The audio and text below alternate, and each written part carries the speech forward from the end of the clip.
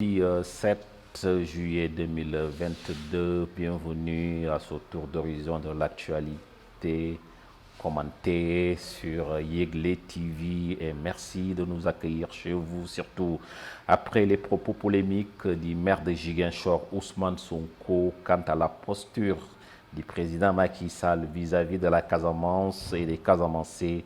La réaction sans filtre de Aminata Touré ne s'est pas fait attendre. Irresponsable, ethniciste, consternant, les qualificatifs de la tête de liste de Benno Bokk Yakaar aux législatives sont sans appel. Selon Aminata Touré, de tels propos sont indignes de la posture de l'homme politique et Ousmane Sonko, par conséquent, maire de Ziguinchor et qui un jour aspire à diriger donc, ce pays, ne doit pas tenir donc, ces genres donc, de propos qui ne l'honorent pas du tout.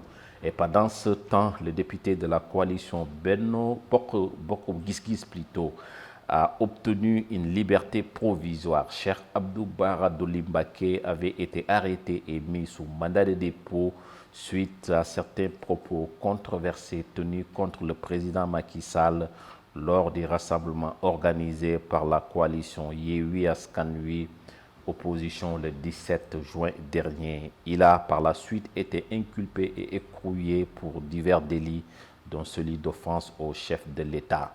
Et retenons tout simplement l'information du jour. Le tribunal vient donc de lui accorder la liberté provisoire. Par conséquent, le député peut humer l'ère de la liberté à partir donc de ce jour. Autre chose, un avion d'Air Sénégal de type ATR 72-600 a été endommagé par un engin de sol à l'aéroport international Blaise Diagne de Diass à IBD.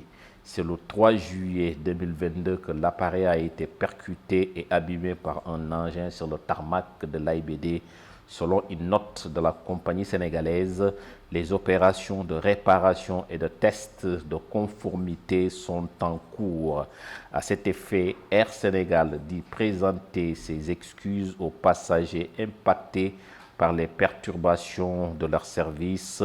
En outre, la compagnie rappelle que la sécurité et la sûreté des vols et des passagers demeurent une préoccupation quotidienne de son personnel. Et à l'international maintenant, pour terminer, l'ancien président du Burkina Faso, Blaise Compaoré, est arrivé jeudi à Ouagadougou après 8 ans d'exil en Côte d'Ivoire pour participer à une rencontre d'ex-chefs d'État burkinabé avec le nouvel homme fort du pays, le lieutenant-colonel Paul-Henri Sandaogo Damiba.